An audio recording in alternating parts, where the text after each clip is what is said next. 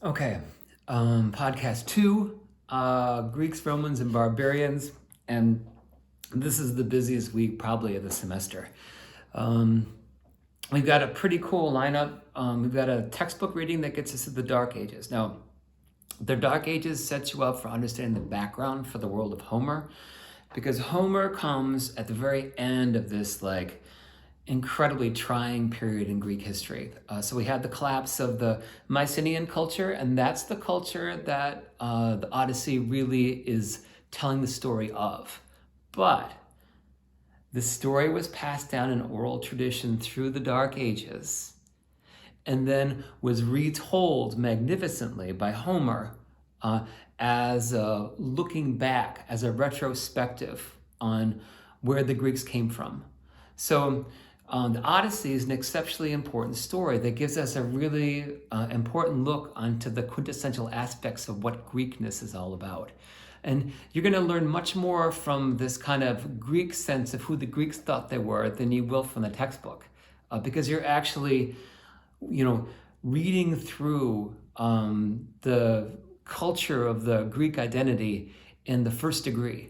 The textbooks are always it's not even like a historical analysis, it's like a synopsis of a historical analysis. So if the textbook is giving you the look over what Greek history is all about from an airplane, 10,000 feet, Homer is Greek culture right in front of your face. And so it's really important that we kind of understand this kind of Greek historical moment in Greek terms. And by investing ourselves in Homer's story and investing ourselves in the way in which that he kind of describes this idea of what makes a narrative, what makes a understanding of a hero, or where a hero fails, quintessential aspects of this kind of storytelling tradition, they're really found in this Homeric corpus. And I think maybe more so in Odyssey than in the prequel to the Odyssey, which is the Iliad. So what you should probably do is start by reading the textbook, picking out the important things in the textbook, guided by those quiz questions that I gave you. Don't delve too deeply into the textbook. It's just giving you the background that then is going to come out of the reading you're going to bring in the Odyssey. So read the textbook, looking for those particular items that I told you to prepare for your quiz, and then read this or watch the Simon Armitage documentary. It's pretty short. It kind of rollicks right along. And Armitage he's an actor, and he's giving you this sort of dramatic persona of Odysseus, and he's going to give a much more, a kind reading of Odysseus that I'm going to give to him. Because for me, Odysseus is he's sort of like an anti-hero. And so when I give you those words you want to look out for, the quintessential aspects of what refinement was in this kind of Greek idea, Homer, when he characterizes Odysseus, he does so in sort of illustrate that Odysseus fails to live up to any of these ideals. In fact, Odysseus only lives up to his own appetites, whether they're sexual or they're kind of based upon greed or power. He's really driven by his appetites. And of course, the Greek culture that we're familiar with, when we get into understanding 5th century understandings of how the Greeks tried to perfect the human condition, it's all about moderation. It's all about knowing yourself. Odysseus doesn't know anything about himself. He just follows his fears, his desires, his wills. And these things are non-reflective aspects of the identity. But the other people that are in the narrative of the Odyssey, they tell you a lot about these Greek values. And strangely enough, even though we would think no, because clearly the protagonist in the book is a man, the women really deliver that. And the women in the Odyssey are awesome. So this week, that's what I want you to concentrate in your reading. So if you're pressed for time and you have to kind of pick and choose what you're going to read, make sure you read books 1 and 2. You can skip a little bit and 4, 5, 6, 7, and 8 are really key because they set you up for Calypso, who's a goddess, and she's awesome. And she becomes this kind of counterpoise to this male-dominated Olympian setting for the gods and the goddesses. She's her own, boss in a certain sense, and she defines her own sense of beauty. And when Hermes comes down and sees her island of Ogygia, he's amazed. They don't have anything like it at Mount Olympus. So it's this natural setting that really wants to try to understand the ways in which that humanity, left under its own devices, can really cultivate a sense of beauty that is beyond compare. So Odysseus' stay in Calypso is super important, and her complaint about the gods once Hermes leaves is just fantastic. And she sort of dresses down Hermes right to his face. In that kind of telling of that narrative, you understand a lot more about Greek values by looking at the way in which Calypso has defined herself and her sense of purpose over and above these domineering and overweening gods and goddesses that live up here on Mount Olympus. So a refreshing view on what we can really consider to be part of the tradition of the goddess, matrifocal, early. We learned a little bit about this in the period of the textbook that was the Bronze Age. Well, the Minoan culture that was on the island of Crete, it really was matrifocal. That means it focused on women and womanhood and the power of reproduction and the power of women to be connected to nature. And so Calypso gives us this beautiful image of what that kind of goddess culture, that matrifocal culture is all about. So you got to read that one. And then we move into great Odysseus. His raft gets wrecked at a storm at sea, and he barely hangs on with the last of his life to make it ashore at Phaeacia. And Phaeacia is this kind of another counterpoise. If Calypso was a counterpoise to this Olympian setting for the gods and goddesses, well, Phaeacia is the kind of counterpoise to Ithaca.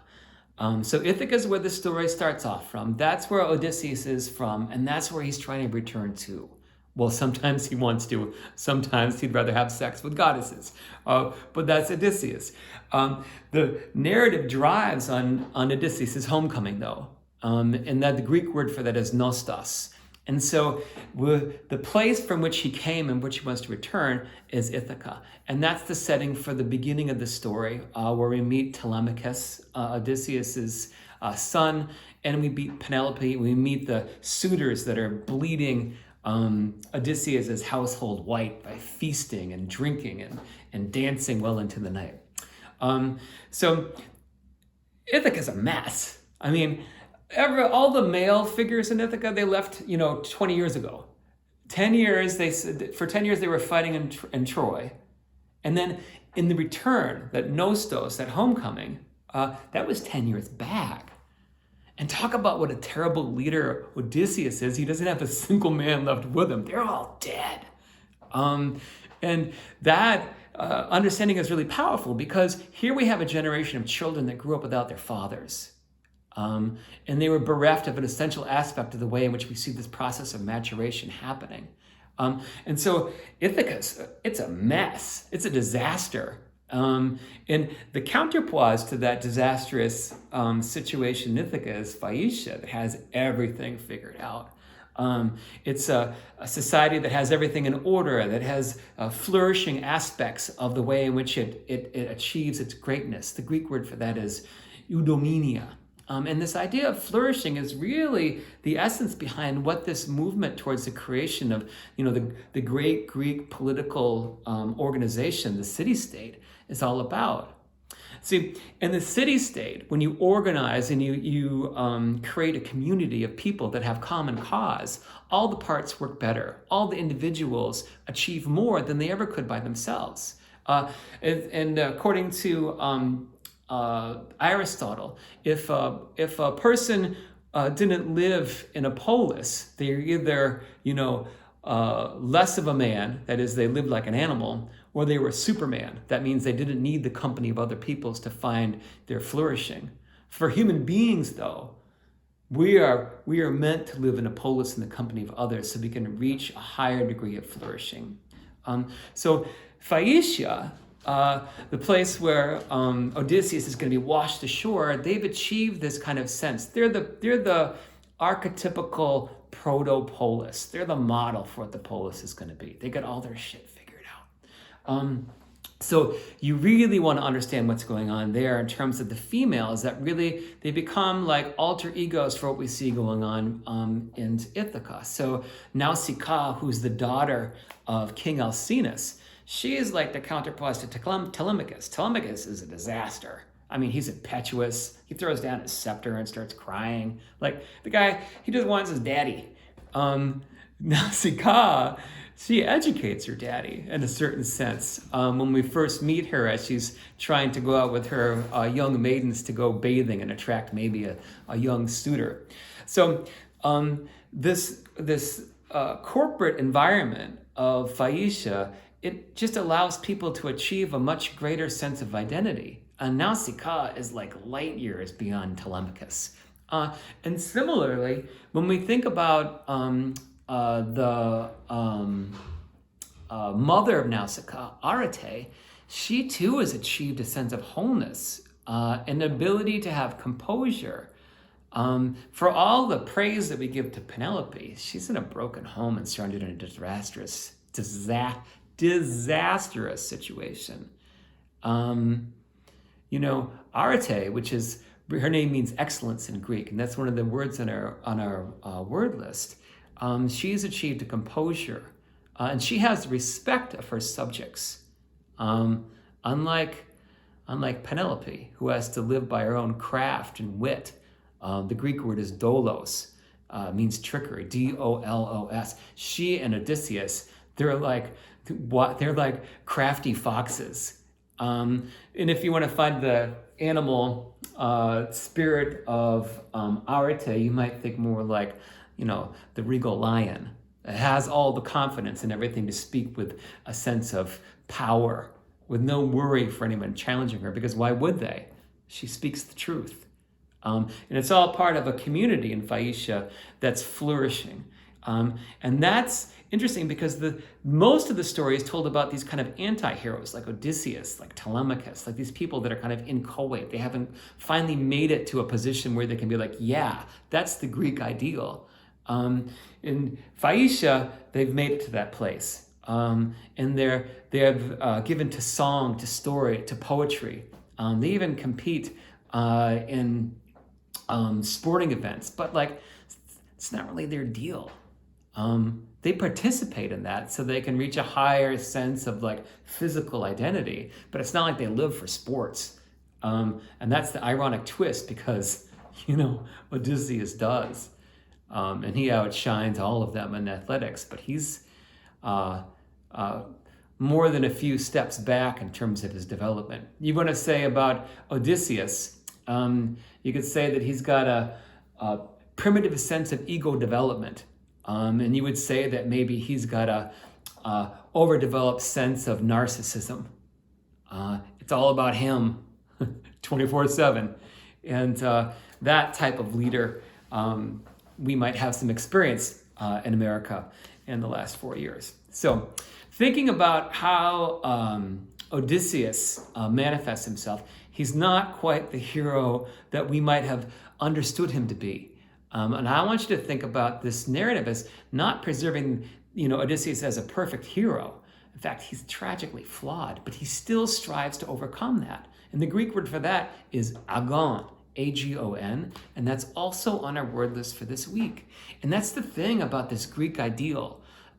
You can only become something better by struggling, by moving through grief. That's another one of the Greek words on our word list, penthos. You only know living by experiencing death or butting up right up against it.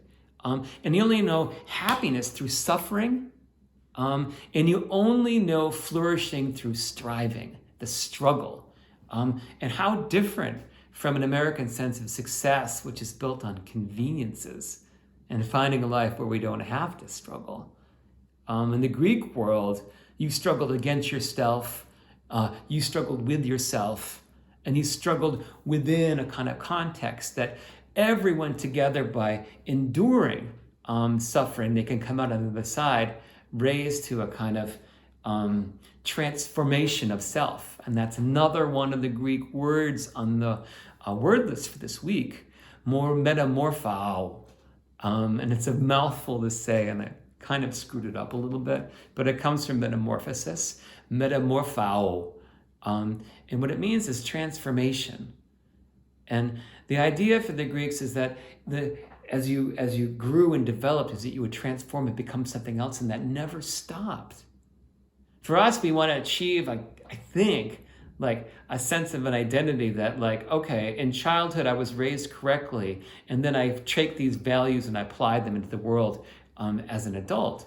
For the Greeks, it's always a constant process of overturning those and coming into a sense of yourself by becoming something else. It's never to reach stasis. That means like being stopped. It's always meant to transform into something else. It's kind of, I guess, when you think of evolutionary theory, for the Greeks, it was to evolve throughout your process of life. And one thing you can say about Odysseus is that he does transform in fundamental ways. The word that that Homer describes him at the very beginning is polytropos. That means the much traveled. And that's why we got to get out in the world, according to the Greeks. You got to see the world. You got to experience the world. You have to know the minds of others. The Greek word for that is nous. If you know just one mind or just one community, that's not enough. That means you can't transform into anything else because you aren't challenged in terms of who you are, what your values are. So I can't tell you how important I think the Odyssey is for developing a Greek mindset that was given towards this object in life that was meant to evolve into a higher sense of development by struggling, by encountering grief, by overcoming your faults, and embracing them at the same time. It seems to me that leaders in America today, they try to hide their faults to pretend they're perfect. And leadership in the Greek world was to identify your faults and to find ways to overcome them. And that was the agon, the struggle. That's the agonistic worldview. And it's powerful, and it helps us rethink what the object of life is all about. Okay, so we've gone through some of the important words I think I want you to concentrate on for this week. As you're reading the Odyssey, make sure you have that word list with you, and make sure you're concentrating especially on the women this week. So whenever you encounter a woman, whether it's Athena, right, the goddess of wisdom, or it's Penelope, or it's Nausicaa, or it's Calypso, pay special attention to the way in which they manifest or represent or utilize the words on this word list, because it's through them I think that we can really find a narrative for what this struggle of this Greek identity is all about, and how it has value, that maybe we can question some of our own values in the 21st century by looking at some of these 8th century Greek ideals in Homer. Okay, so textbook reading is on the Dark Ages. Make sure you concentrate just on those ideas that we're going to be quizzed on. This isn't the type of course where I want you to memorize names and dates, but you have to have a rhythm for what happened. And the Odyssey tells you what comes out of the end of that struggle. So if you think about this high point of Mycenaean culture during the Bronze Age, and then this Dark Age period where we find, natural disasters, we find foreign invasions, we see society falling apart from the inside out. They come through that struggle at the end with a greater sense of the Greek potential than they had at the beginning. The greatest, in other words, the greatest days for the Greeks aren't behind them. And that's what's so great about Homer. The greatest days are in front of you. It's what you're going to become. knowing where you came from, understanding the struggle, and working towards that transformation, that metamorpho, to that next stage of development. I think we could use that in America today. So that's a little bit about what we're doing. We'll be watching a short video, and it's important that you get a sense of what Simon Armitage is bringing to his story of Odysseus, because I'm going to bring a slightly different one, a different reading. But accumulating more of those readings, is better, because it's going to help you frame your own view on how you think the character of Odysseus represents or doesn't represent these values and Greek values in the narrative. Now, just a little word about reading the Odyssey. Just be patient. It's going to be disconcerting because you're in a different kind of narrative technique. In the Odyssey, it throws you right in the middle of things, and it kind of gives you whiplash. Now, for the Greeks, it wasn't a big deal because they knew these stories by heart. But for us, we have to take our time and be patient with it. And realize that it's not going to appease our sense of kind of narrative development, a beginning, a middle, and an end. No, the narrative starts almost at the end, and then through a series of flashbacks, it's going to bring us back to the present, to our dramatic conclusion at the end. And the technique of Homer is just amazing. It starts us off in the beginning where they give us the briefest of introductions to the story. And the story is about the first word, andros, man. The story is about man. Not necessarily even Odysseus, but about the human struggle, what it means to be alive. And it's not just, a life, right, that exists in a place, but it's life that exists in many places. It's andros polytropos, a much-traveled life. And that's important because it gives you an understanding about what the Greeks believe you had to do, in order to evolve and develop your sense of your potential. You had to grow worn feet. You had to flow like a river. These metaphors are a vital part of the way in which that Greek identity operated. And that really give us a wonderful sense of what the Greeks thought about the human potential.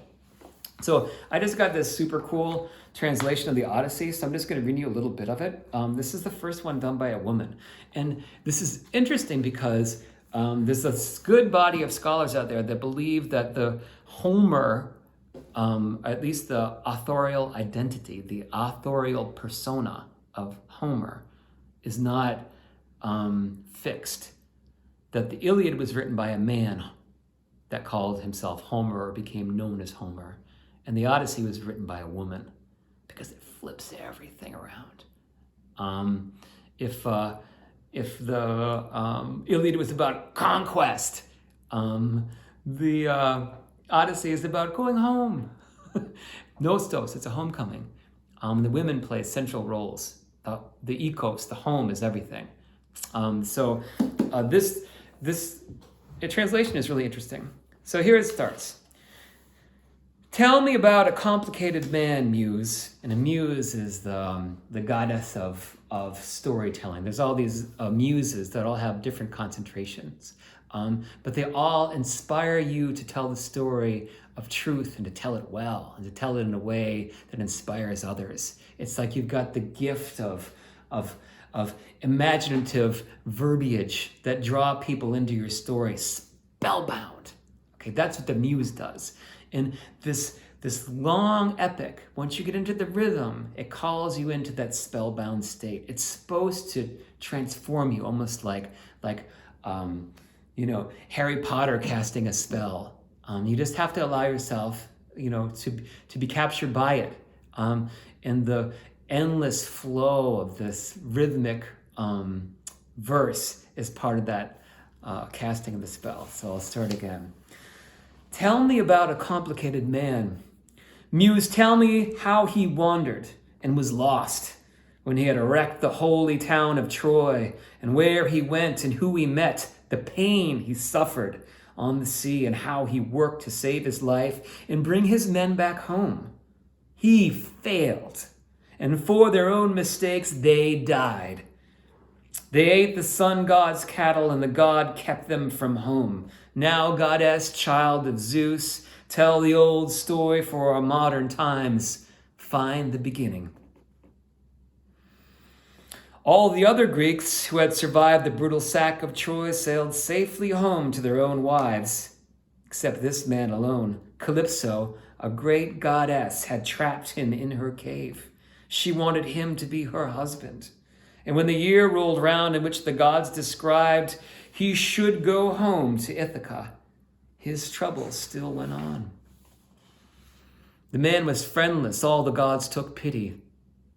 Except Poseidon's anger never ended until Odysseus was back at home.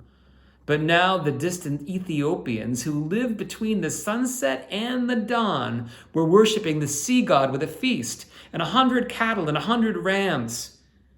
And there sat the god delighting in his banquet, and the other gods were gathered on Olympus in Father Zeus's palace, and he was thinking of fine, well-born Aegisthus, who was killed by Agamemnon's famous son Orestes. He told the deathless god, "This is absurd. That mortals blame the gods. They say we cause their suffering, but they themselves increase it by their folly." So Aegisthus overstepped. He took the legal wife of Agamemnon and then killed the husband when he came back home, although he knew that it would be doom for them all.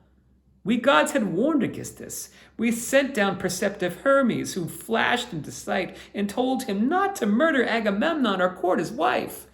Orestes would grow up and come back to his home to take revenge. Aegisthus would not hear that good advice. But now his death has paid all debts. Okay, so the beginning is definitely complicated. And here's how it goes. All right, 10 years out, there are the Greeks. They, through the wiles of Odysseus and the Trojan horse, they sack the city. They kill the men. They sell the women and the children into slavery. They pillage the city, and they grab what can be gotten for the sake of what can be got.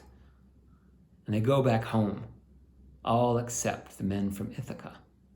The great leader of this entire expedition, Agamemnon, returns home to his city, great city of Mycenae, and he's butchered by his wife's lover.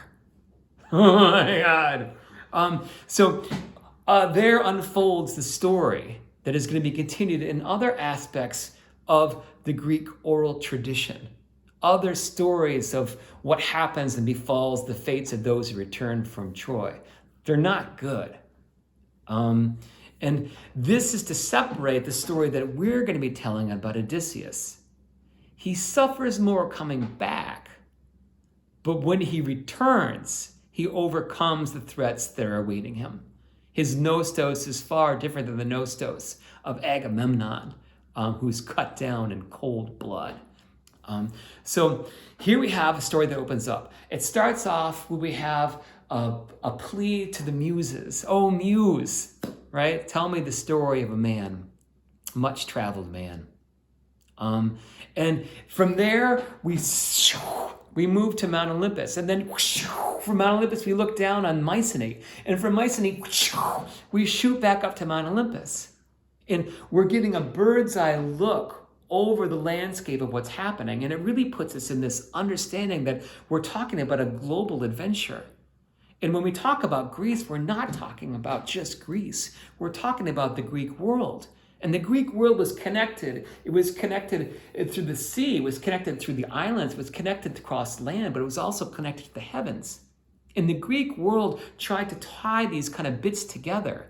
And that's the magic of Homer, where he tries to tell everything all at once. He's an everythingist.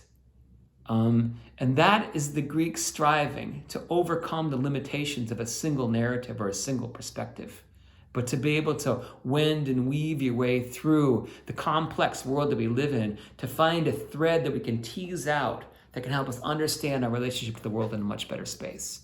So The beginning is a little confusing. Just keep going. You're going to get into it, right? Then we're going to move into Athena. She shoots down to Ithaca, and she arrives on the scene at Odysseus' Megaron, his palace. And there we find Telemachus. You're broken. He wants his daddy. He doesn't have one. And they have all these suitors that are eating all his food. They're slaughtering his flocks. They're drinking his fine wines. Everything they thought was going to be his is being bled white. And here's the thing, and this is why this beginning is such a kicker. Odysseus became king of Ithaca through Penelope. Penelope's father, Icarius, is the source of the power of the person who wields the scepter that rules Ithaca. There's many basileis, many would-be kings, but there's only one that rules Ithaca. And the one who rules Ithaca is the one who's married to Penelope. And so this is a big deal, because if Penelope marries a suitor, and then she has a child with that suitor, and she will, Telemachus is done. He's going to be cut out of that will, and that kingship, that title, that sceptered title of Basileus of Ithaca will flow from Icarius through Penelope, through her new suitor, and through their new progeny. So there is no good outcome for Telemachus unless he can figure out a way, right, that he can lose these suitors. And his only hope is for this larger-than-life figure, this dinosaur who destroys all in his path, and nearly himself Odysseus, to come back and wipe out these would-be suitors who are pretenders to the throne. And you'll note that in book 2, the suitors challenge Penelope to pick one of them. But none of these suitors had the courage to go to Penelope's father, Icarius, to ask for her hand, because they aren't worthy, and they know it. So all these things are in the background, and it makes this conception of what's going on. It's not just that these guys are like, drunk guys, fraternity parties that have gone wrong. It's that they are taking the situation of the destruction of an entire generation of fathers in Ithaca and turning that society upside down by trying to find ways to lay claim on the title of Basileus without the authority to do so. So that's the beginning. Now, I'm not going to ramble on anymore, but I just want you to know that when you're reading the Odyssey, you're in Greek culture. You're immersed in it. It's like you can, look at pictures of Greece and you can read a historian's interpretation of what Greece is. But when you're reading the Odyssey, you're in the Greek world and you can understand it on its own terms. So understanding how to criticize the textbook, you're going to gain that ability by having a good grasp of the Greek world that Homer describes. Now, this is important. You've got to do your reading and you got to pull your quotes out of this text about the women, especially that you're going to encounter in the Odyssey. And I'll say that again.